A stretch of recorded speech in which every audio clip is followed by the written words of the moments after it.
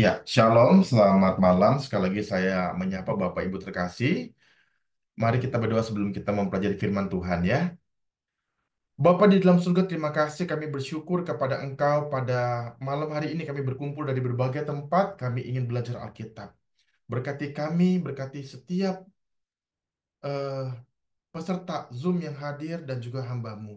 Menjadi berkat buat setiap kami. Terima kasih Bapa di dalam nama Tuhan Yesus kami telah berdoa. Amin. Bapak Ibu terkasih, mari kita membuka Kejadian pasal 13. Kejadian 13 ayat 10 sampai 13. Karena hanya 4 ayat, saya mohon seorang baca satu ayat ya. Bapak Ibu, hari ini kita belajar mengenai Allah berdaulat atas pilihan-pilihan hidupku. Ini firman yang saya kagum luar biasa ketika mempelajarinya. Kejadian 13 ayat 10 sampai 13. Mohon seorang baca satu ayat. Silakan tanpa ini ya, tanpa saya mungkin minta satu orang baca satu ayat. Saya akan share screen.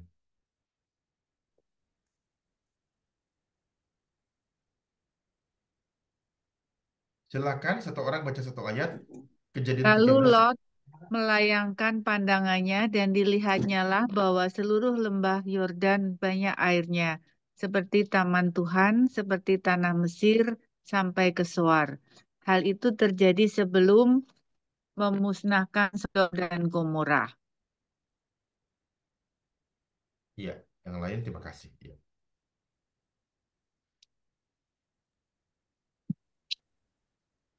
Sebab itu Lot memilih baginya seluruh lembah Yordan itu. Lalu ia berangkat ke sebelah timur dan mereka berpisah.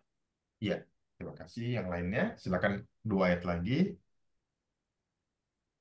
Abram menetap di tanah Kanaan, tetapi Lot menetap di kota-kota lembah Yordan dan berkemah-kemah di dekat Sodom. Iya, satu lagi terakhir.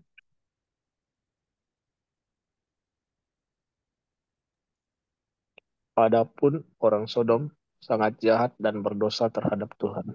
Iya, terima kasih Bro Wiriandi. Bapak Ibu terkasih, kita belajar hari ini sekali lagi saya katakan judulnya Allah berdaulat atas pilihan-pilihan hidupku. Nah, Bapak Ibu terkasih, renungan hari ini dibagi menjadi dua. Yang pertama adalah apa yang aku pilih, aku senang, tapi ternyata salah. Yang kedua adalah Tuhan, apa yang engkau pilih, aku tidak senang, tetapi itu yang terbaik. Ya, jadi Bapak Ibu, hanya ada dua pilihan dalam hidup ini. Saya senang, tapi salah. Tetapi Tuhan yang pilih, aku mungkin tidak senang, tapi itu yang terbaik. Oke, ya. Bapak Ibu terkasih, kita akan melihat tokoh yang pertama adalah Lot. Ya, Bapak Ibu ini gambarnya, Bapak Ibu ya, boleh lihat di layar. Lot pergi dengan dua anak perempuannya. Ini gambarnya yang satu sebelah kiri kita lihat, satu lagi sebelah kanan. Mereka membawa sedikit perbekalan karena karena kota Sodom dan Gomora dihancurkan oleh Tuhan, ditunggang-balikan oleh Tuhan dengan api dan belerang yang turun dari langit. Bapak Ibu ngeri ya. Kita lihat hujan besar saja kita merasa takut ya, kalau hujan deras sekali ada guntur gitu. Udah takut kita. Air loh Bapak Ibu ya. Ini bayangin hujan api Bapak Ibu ya. Kayak apa itu yang ngeri sekali ya. Ngeri sekali. Ya. Nah, Bapak Ibu terkasih, inilah kisah hidup Lot. Kejadian 13 mencatat kisah hidup Lot. Lot. Nah, Bapak Ibu terkasih, Lot ini melakukan kesalahan dalam memilih yang dia pilih. Ya, Bapak Ibu perhatikan ya. Ya. Ada 5 kesalahan Lot yang kita bisa pelajari. Yang bagian A adalah Lot tidak menghormati Tuhan dan tidak mencari pimpinan Tuhan. Bapak Ibu terkasih, ketika Lot ditanya oleh Abraham pamannya, kamu mau pilih yang mana? Kita punya apa namanya? Kita punya hewan ternak sangat banyak di tempat yang awalnya. Kamu pilih, kamu ke sana, aku ke sini. Kamu ke timur, aku ke barat. Disuruh pilih. Nah, waktu Lot pilih, tidak ada dikatakan oleh firman Tuhan, Lot berdoa dulu minta Tuhan, pimpin, dan seterusnya. Nggak mau. Lot nggak ngomong seperti itu. Ya, Lot memilih mencari apa yang dianggap bagus. Bapak Ibu tadi baca ya, Lot melayangkan pandangnya dan dilihatnya seluruh lembah Yordan itu banyak airnya, seperti taman Tuhan. Ya, ini seperti Taman Eden. Itu Taman Tuhan itu merujuk kepada Taman Eden ya, banyak sungainya. Bapak Ibu kalau baca Alkitab di Kejadian pasal 1, 2, dan 3, di situ dikatakan 1, 2, 3, 4, di situ dikatakan ada sungai Pison di Taman Eden, ada sungai Tigris dan seterusnya. Itu adalah sebuah tempat yang banyak airnya. Nah, Bapak Ibu terkasih, pada zaman Perjanjian Lama, terutama dalam zaman awal mula-mula, Bapak Ibu lihat Tuhan itu bicara langsung sama manusia. Waktu itu Musa berhadapan-hadapan dengan Tuhan, ngobrol gitu kayak teman Bapak Ibu. Jadi waktu itu ada penglihatan. Tuhan kasih lihat datang kepada manusia, ngobrol seperti berhadapan seperti kita sama teman kita di zaman sekarang. Bapak Ibu perhatikan lagi, kalau dalam Alkitab diceritakan selain Musa ketemu dengan Tuhan, Abraham juga sama. Abraham waktu itu pernah didatangi 2 orang. Itu adalah perwakilan Tuhan. Jadi kalau zaman dulu itu orang cari pimpinan Tuhan gampang Bapak Ibu. Kalau sekarang kita cari pimpinan Tuhan gimana? Baca Alkitab.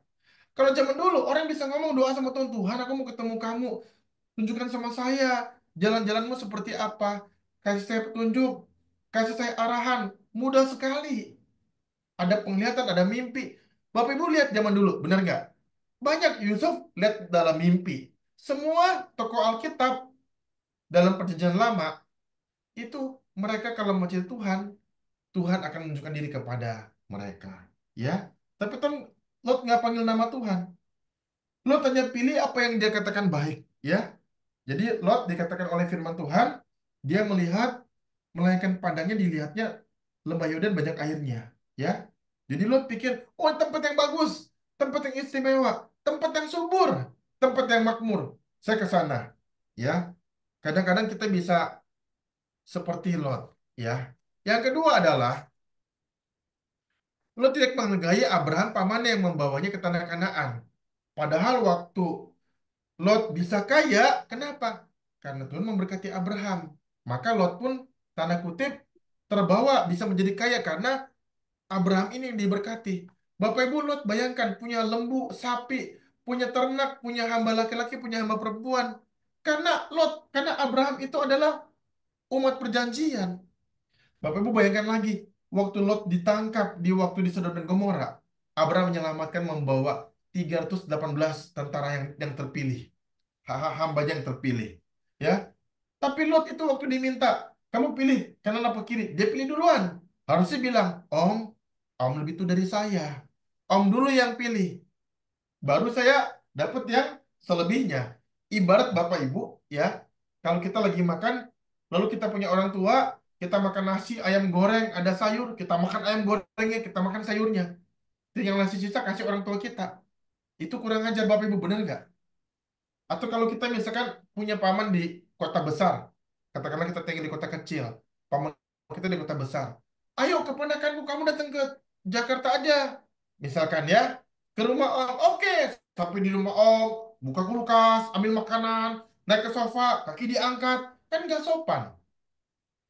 Lot tidak menghargai Abraham pamannya yang membawa dia ke tanah Kanaan. Inilah kesalahan Lot yang bagian B. Bagian C, Lot terlalu percaya kepada matanya.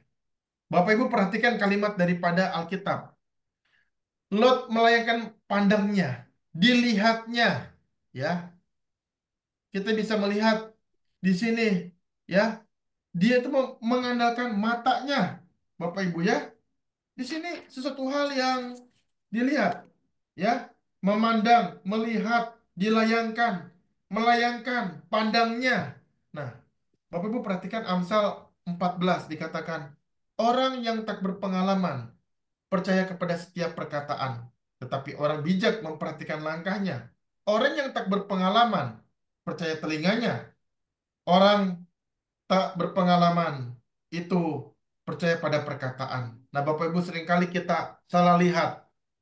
Kadang-kadang kita salah dengar, ya. Ini bahaya, Bapak Ibu, ya. Kita kalau lihat itu, Bapak Ibu, ya, kalau kita punya mata lihat, ya, langsung tertarik, ya. Bapak Ibu, saya tuh kesal sekali kalau ada di Telegram dikasih tahu investasi. Saya lihat tuh, dilihat. Silakan kirim 1 juta dalam 3 jam sampai 6 jam jadi 30 juta. Kirim 5 juta dalam 3 sampai 6 jam menjadi 150 juta. Kirim 10 juta dalam waktu 3 sampai 6 jam menjadi 300 juta. Waktu lihat, wah enak. Deposito 3% setahun. Saham setahun 20%. Surut obligasi negara setahun 4,5 sampai 5%. Kapan kayaknya? Sampai kucing keluar tanduk nggak kaya-kaya. Ini langsung robot trading, ya. Investasi langsung uang dikali 30 kali lipat. Tunggu 3 sampai 6 jam. Sudah kirim, habis gigit jari Bapak Ibu, ya. Jangan seperti Lot terlalu percaya pada matanya. Wah, tanahnya subur. Tanahnya penuh dengan air. Ya, tempatnya tumbuh-tumbuhannya begitu banyak, segar-segar. Langsung datang.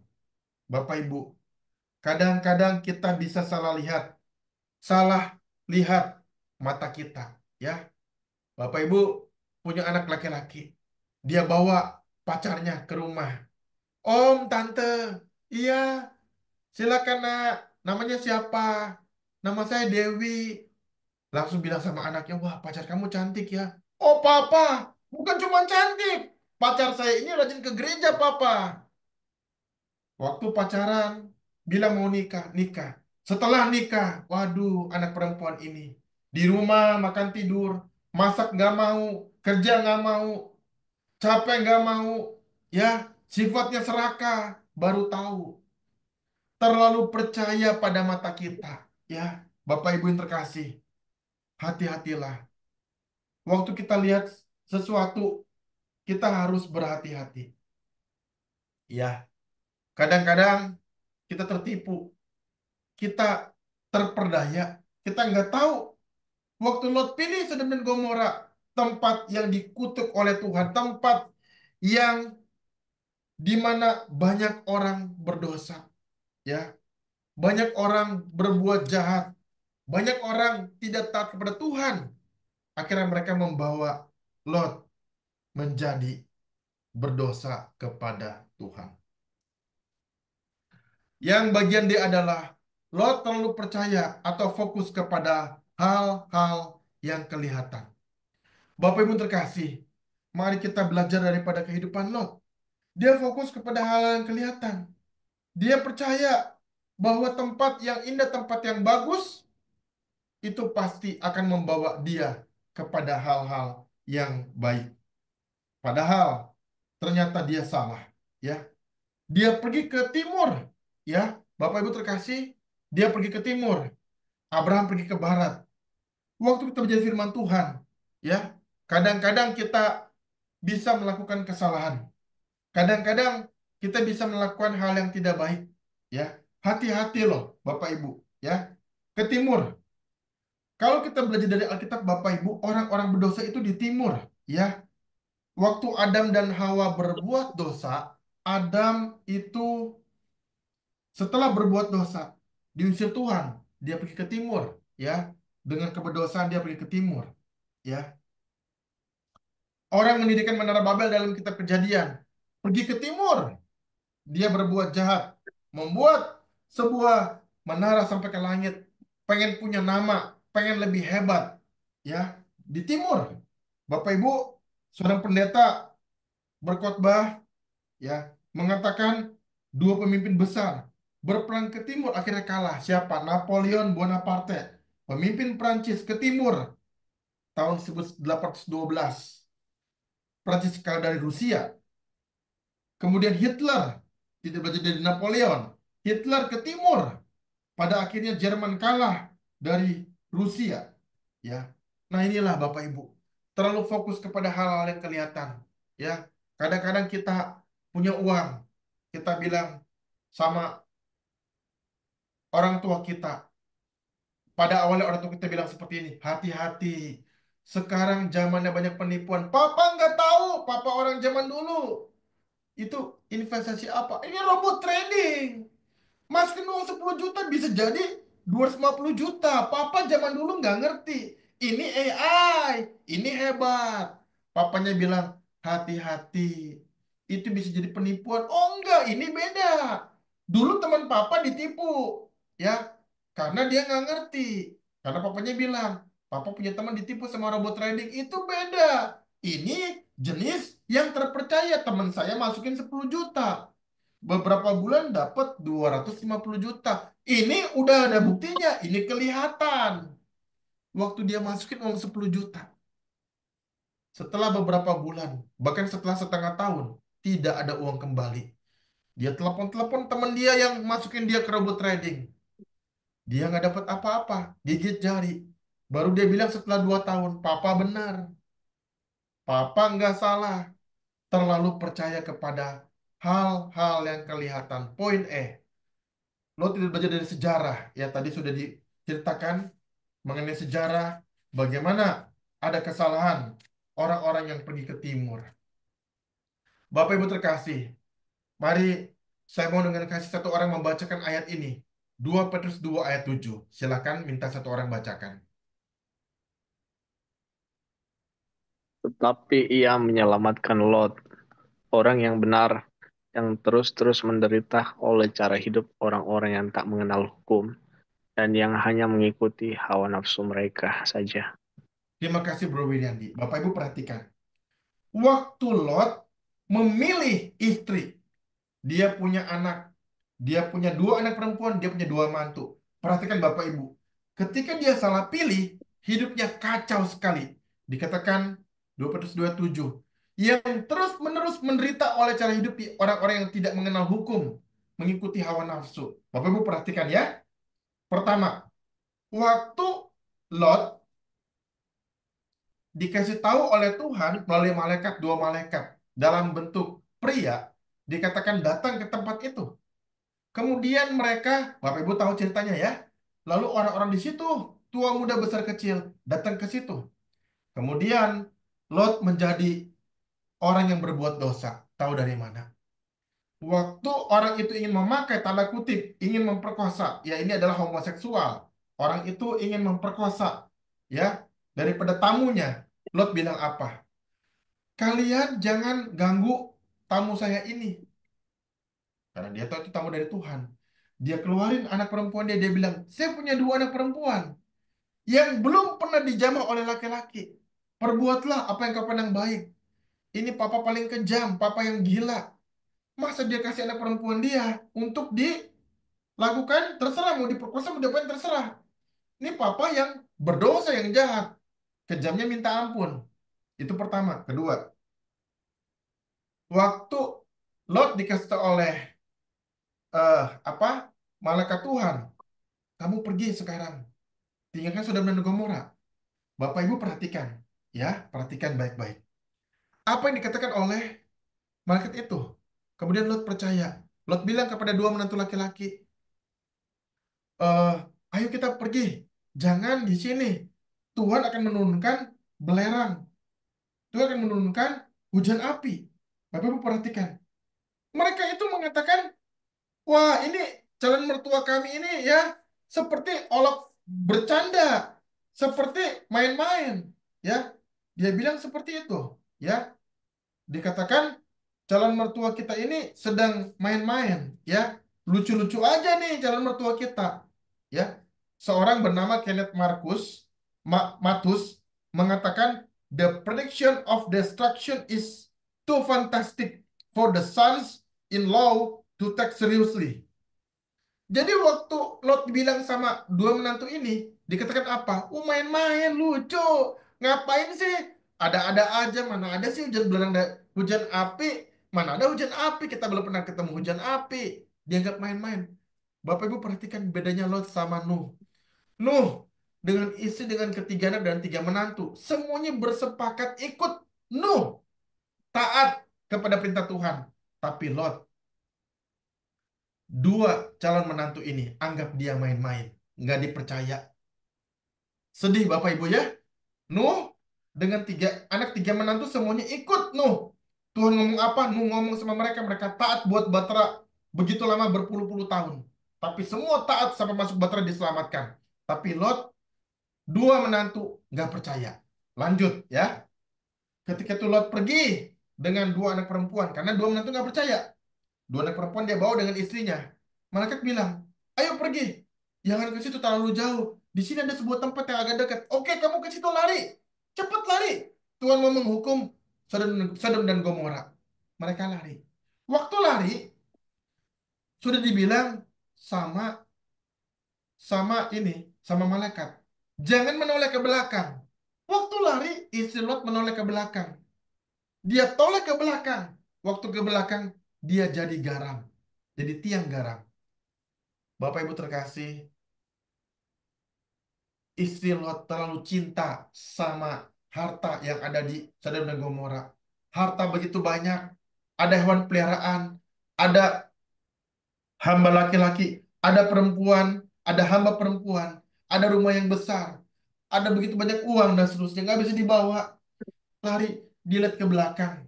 Bapak Ibu, kadang-kadang kita ikut Tuhan, Bapak Ibu ya. Kita cinta harta kita. Kita nggak rela kalau kasih harta buat persembahan, kasih buat gereja, kasih buat pelayanan. Kita nggak rela. Kita cinta sama harta kita lebih daripada cinta kepada Tuhan. Hati-hati Bapak Ibu. Jadi seperti istri Lot, dia cinta sama harta dia tolak ke belakang, dia lawan firman Tuhan. Dia nggak percaya loh Bapak Ibu sama firman Tuhan. Dia nggak percaya. Tuhan ngomong, dia nggak percaya Bapak Ibu. Bapak Ibu tadi 2 menit itu nggak percaya, sekarang istri nggak percaya. Perhatikan Bapak Ibu ya. Berikutnya, ketika mereka lari, sisa 3 orang. Lot dengan 2 anak perempuan sampai ke gua. Karena Lot ketakutan masuk ke gua. Sampai di gua. Sampai di gua. Ya, kedua anak perempuan Lot bilang satu sama lain.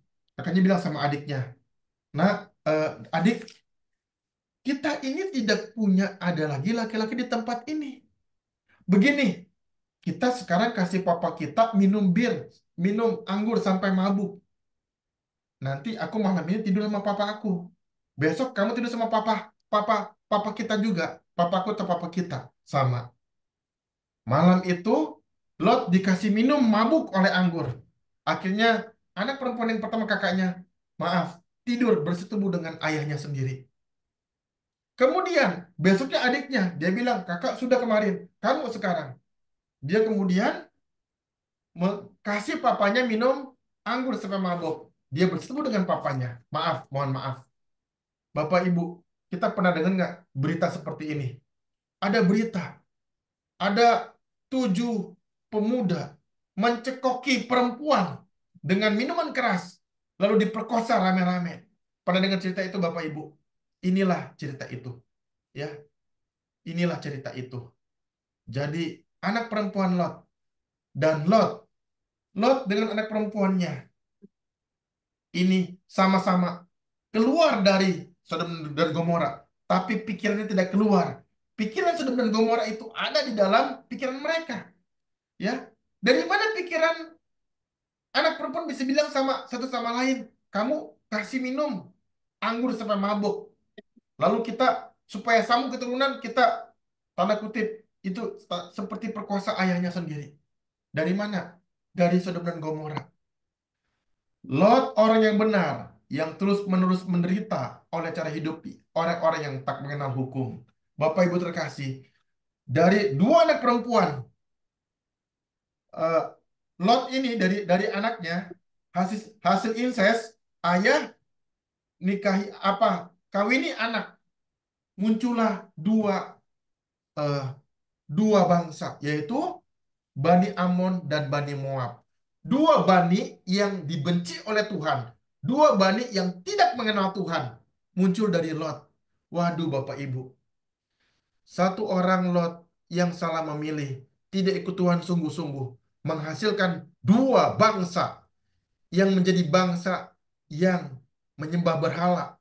Menjadi bangsa yang dibenci oleh Tuhan. Menjadi bangsa yang dikutuk oleh Tuhan. Bani Amon dan Bani Moab.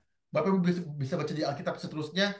Kedua bani ini dikalahkan oleh Israel, dikutuk oleh Tuhan, kedua bangsa yang menyembah berhala karena satu orang, Lot, yang salah mengambil pilihan hidup.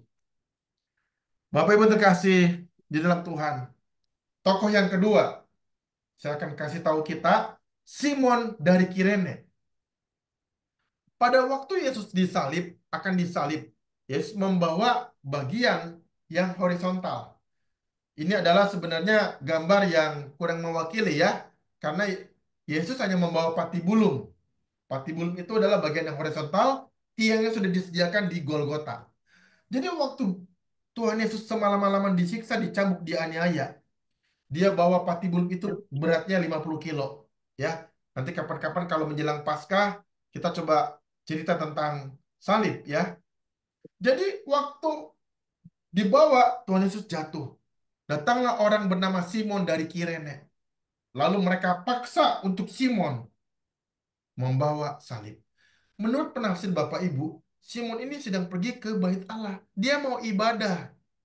Bapak Ibu mungkin bisa bilang, oh sial banget ini Simon. Dia mau ibadah, disuruh bawa, patibulum, disuruh bawa salib. Ya, sial bener, dipaksa, diinterupsi. Dia pengen pergi kemana, disuruh pergi ke tempat yang lain.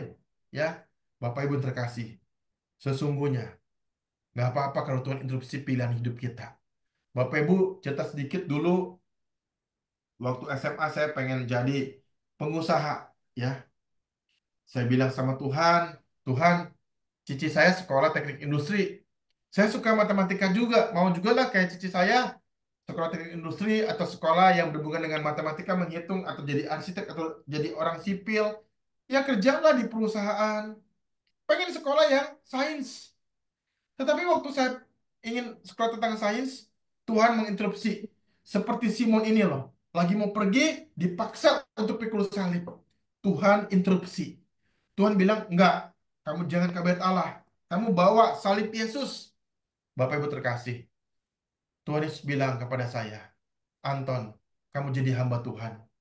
Jadilah seorang penginjil yang memberitakan Injilku sampai kamu meninggal.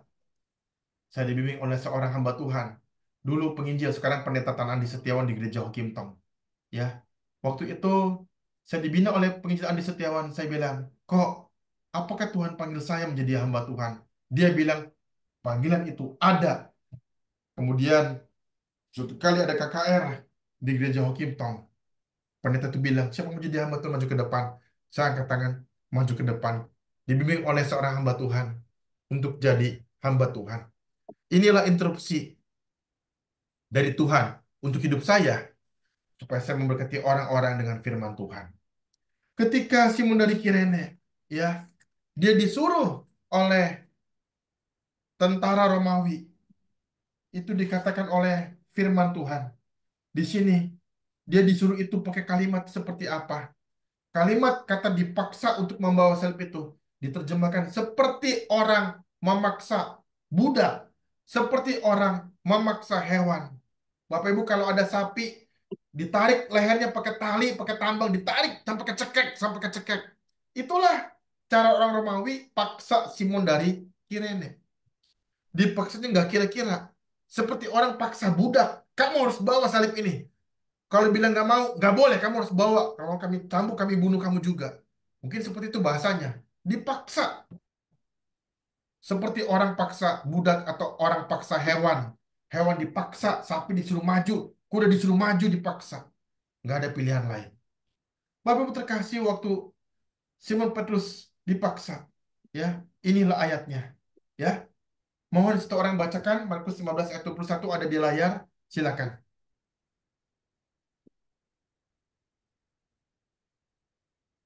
Ya, mohon sukarelawan satu orang baca Markus 15 ayat 21.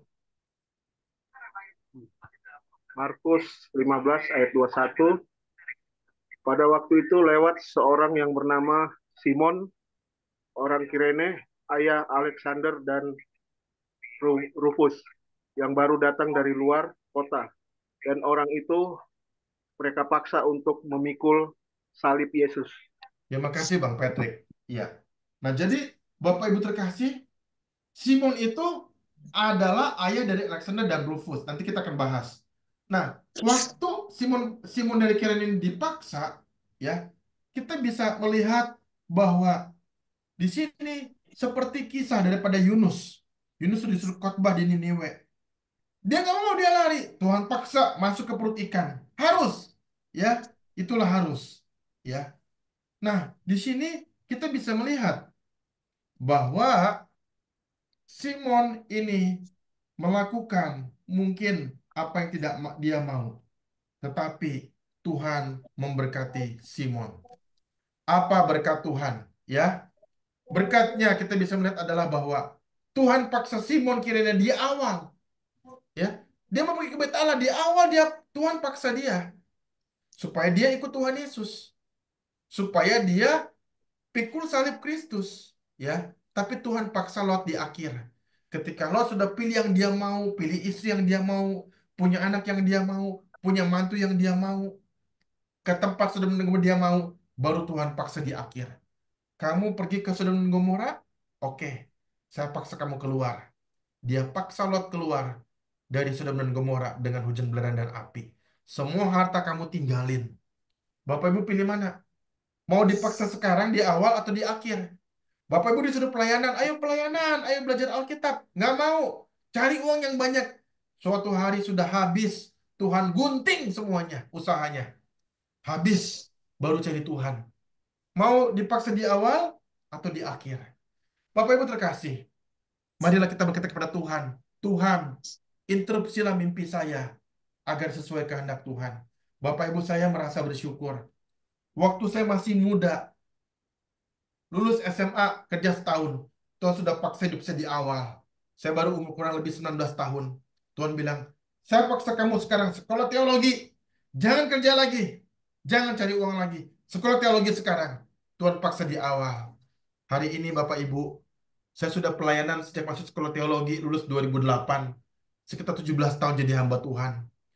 Mengajar sekolah teologi, mengajar sekolah minggu, mengajar pemuda remaja, khotbah di gereja, kasih seminar, kasih pelatihan, mengajar mahasiswa sekolah teologi, menjadi pimpinan, unsur pimpinan daripada gereja-gereja, membuat buku rohani. Saya sudah mengenal Tuhan dengan ketika Tuhan menginterupsi mimpi saya menjadi pengusaha, Tuhan nggak kasih, Tuhan bilang jangan, jadilah hamba Tuhan sesuai kehendak Tuhan. Bapak Ibu, berikut adalah Tuhan menginterupsi Simon Kirene dan memberkati Simon dari Kirene, ya. Bapak Ibu terkasih, ya. Apa berkatnya daripada ketika Tuhan menginterupsi Simon dari Kirene? Berkatnya adalah dia menjadi orang pilihan Tuhan, ya. The only ever opportunity is the Simon who pick the cross of Jesus, ya. Bapak Ibu terkasih, Tuhan kasih berkat buat Simon, ya.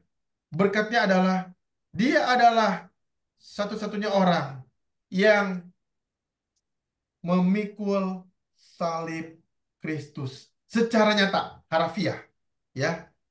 Jadi Bapak Ibu, dia adalah orang yang memikul salib. Yang kedua adalah Tuhan memakai Simon Kirene di saat yang tepat, ya. Waktu itu Tuhan Yesus kita tahu punya 12 murid, 3 yang paling dikasihi. Siapa? Dia adalah Simon Petrus. Lalu siapa lagi? Dia adalah Yohanes, dia adalah Yakobus. Tapi di situ pada itu tidak ada Yohanes, tidak ada Yakobus, tidak ada Simon Petrus, nggak ada.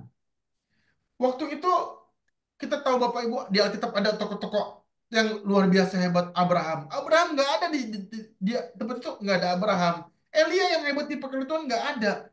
Daniel nggak ada. Yang ada hanya Simon. Bapak Ibu, Tuhan pakai Simon kiranya di saat yang tepat. Ya hanya dia yang ada, Bapak Ibu, dia yang tersedia. Bapak Ibu, kalau kita pelayanan Tuhan pakai, oh hanya ada saya, ya sudah saya pelayanan. Jangan kita merasa, aduh, kok sial banget sih, saya disuruh pelayanan. Kenapa? Cuman saya seorang diri. Bapak Ibu syukur. Jangan jangan menolak pelayanan. Jangan bilang, kenapa sih nggak ada teman saya, kok saya disuruh pelayanan? Jangan. Simon ketika disuruh Tuhan, disuruh oleh orang Romawi pikul salib, dia taat, dia lakukan. Simon nggak bilang, kita nggak baca Alkitab, Simon mengatakan, aduh Simon merasa kesal karena dipaksa untuk membawa salib. Simon akhirnya banting salib itu. Nggak ada. Simon angkat, dia taat.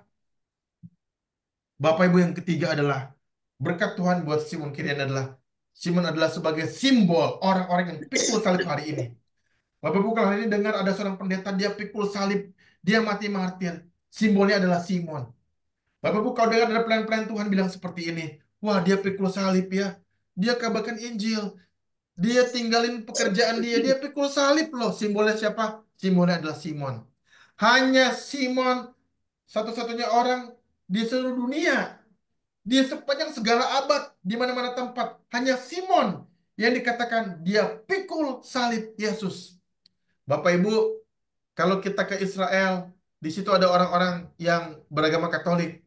Dia pakai salib-salib biasa, begitu ya, kayu-kayuan biasa. Pikul salib, jalan stasi satu, jalan, ya. Dia jalan, dia pikul salib, ya. Atau kalau Bapak Ibu nonton drama pada waktu Jumat Agung, ya. Drama, pikul salib, ya. Itu salib bohong-bohongan, Bapak Ibu. Ini sebenarnya salib beneran. Inilah salib Yesus, Bapak Ibu. Simon adalah simbol salib Yesus yang sesungguhnya. Itulah berkat buat Simon. Bapak Ibu, yang keempat adalah Tuhan memberkati keluarga Simon. Roma 16 ayat 13 saya bacakan buat kita sekalian. Roma 16 ayat 13 ya. Mari kita buka Roma 16 ayat 13. Roma 16 ayat 13. Salam kepada Rufus, orang pilihan dalam Tuhan, dan salam kepada ibunya, yang bagiku adalah juga ibu. Bapak Ibu, Tuhan berkati keluarga Simon dari Kirene. Anaknya Rufus, ya, dan Alexander adalah salah satu bapak gereja. Salah satu pemimpin gereja yang terkenal kalau kita baca secara tafsiran. Dua anak Simon Kirene dipakai oleh Tuhan menjadi bapak-bapak gereja. Dan isi Simon yang adalah ibunya, ya tentu ibu dari anaknya Rufus dan Alexander. Bapak Ibu, dikatakan oleh Paulus, salam kepada ibunya, yang bagiku juga adalah ibu. Bapak Ibu bayangkan ya, Rasul Paulus, tokoh yang besar dalam perjanjian baru, menulis 2/3 kitab suci, mau melakukan 3 perjalanan misi, ya, memimpin banyak gereja di kota-kota yang besar di Asia Kecil. Dia panggil ibunya, Rufus adalah bagi dia ibu. Istri Simon Kirene adalah ibu buatku. Dia anggap ibu artinya apa, Bapak Ibu? Dihormati. Nggak ada kita ketemu perempuan yang tua di jalan, oh kamu ibuku. Nggak ada. Kalau ada seorang yang baik, kita bilang, kamu saya anggap ibu sendiri, artinya apa? Dihormati, Bapak Ibu. Simon Kirene punya istri dihormati oleh siapa? Oleh Paulus loh, Bapak Ibu. Rasul ke-13. Luar biasa untuk memberkati Simon Kirene. Istrinya dihormati oleh Rasul Paulus. Dua anak yang dipakai oleh Tuhan jadi bapak gereja. Luar biasa. Bapak Ibu terkasih, ya, inilah firman Tuhan yang luar biasa.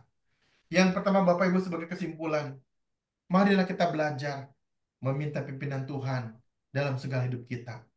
Kalau Bapak Ibu mau kerja, Bapak Ibu mau pilih anak mantu, Bapak Ibu mau buka usaha, Bapak Ibu mau pergi-pergian, Bapak Ibu mau ngapain aja, mintalah pimpinan Tuhan dalam segala hal di hidup kita. Yang kedua, jalanilah apa yang Tuhan mau bagi kita untuk dijalani. Meski kita kadang kurang suka. Ya, Bapak Ibu ya. Kadang-kadang kita nggak suka diinstruksi sama Tuhan. Saya maunya main, harus ibadah, Bible study, harus Zoom. Kadang-kadang kita nggak suka, kita maunya tidur, kita maunya lebih banyak main HP, nonton Instagram. Kadang kita nggak suka. Marilah kita jalani. Kalau itu dari Tuhan, kalau itu untuk Tuhan, kalau itu berguna bagi kerohanian kita, jalani saja, Bapak Ibu. Ya, yang ketiga adalah ingatlah dan syukurilah penyertaan Tuhan atas hidup kita. Kalau kita diberkati oleh Tuhan, kalau kita dipelihara oleh Tuhan dengan kesehatan, ingat dan syukurilah penyertaan Tuhan atas hidup kita. Amin. Mari kita berdoa. Bapa di dalam surga, terima kasih kami telah belajar firman Tuhan mengenai pilihan hidup dan Engkau berkuasa berdaulat atas pilihan hidup kami. Berkati kami Tuhan menjadi orang-orang yang setia kepada Engkau. Seperti Simon dari Kirene. Walaupun diinterupsi tapi tetap ikut Tuhan dengan sungguh-sungguh. Dan Tuhan, kiranya Engkau juga menolong kami untuk kami tidak seperti Lot yang salah jalan. Berkati kami Tuhan, di dalam nama Yesus kami telah berdoa. Amin. Saya tutup dulu apa recordingnya, saya stop dulu ya.